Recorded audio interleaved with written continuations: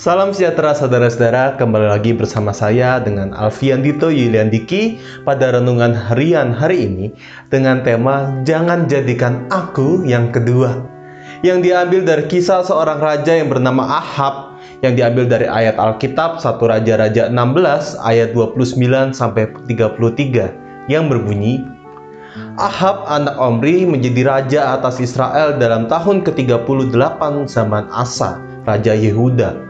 Dan Ahab bin Omri memerintah 22 tahun lamanya atas Israel di Samaria. Ahab bin Omri melakukan apa yang jahat di mata Tuhan lebih daripada semua orang yang mendahuluinya. Seakan-akan belum cukup ia hidup dalam dosa-dosa Yerobeam bin Nebat, maka ia mengambil pula Isabel, anak Etbal, raja orang Sidon, menjadi istrinya, sehingga ia pergi beribadah kepada Baal dan sujud menyembah kepadanya. Kemudian ia membuat mezbah untuk Baal itu di kuil Baal yang didirikannya di Samaria. Sesudah itu Ahab membuat patung Asyera, dan Ahab melanjutkan bertindak demikian sehingga ia menimbulkan sakit hati Tuhan Allah Israel lebih dari semua raja-raja Israel yang mendahuluinya. Ahab adalah seorang raja Israel Utara atau Samaria. Ia merupakan anak dari raja sebelumnya, Raja Omni, dan memerintah selama 22 tahun di Israel. Selama masa pemerintahan Ahab, bangsa Israel mulai menyimpang dan menyembah Allah lain, yakni Baal. Hal ini tidak lepas dari pengaruh sang istri, yakni Isabel, seorang anak Raja Sidon, yang mempengaruhi Ahab agar mendukung, membela, dan membuat Israel menyembah Baal.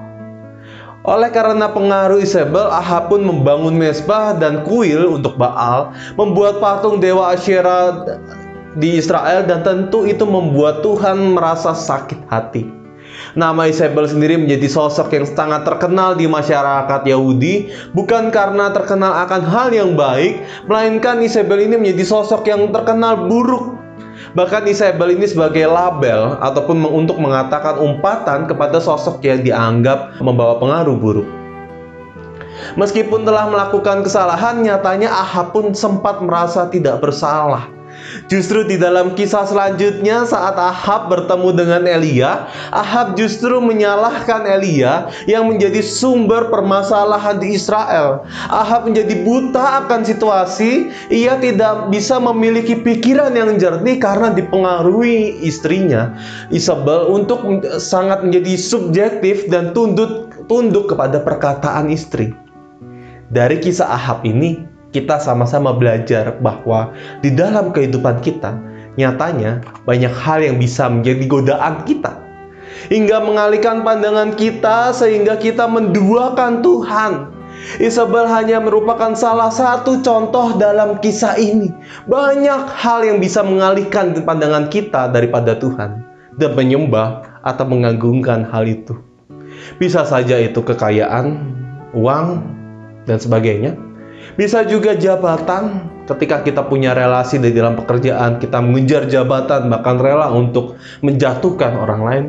Bisa juga relasi, sama seperti Isabel dan Ahab. Ia sebenarnya karena relasi juga, Ahab tidak berani tegas dengan Isabel, bahkan untuk kepentingan diri sendiri ataupun kepentingan kelompok yang sedang kita bela.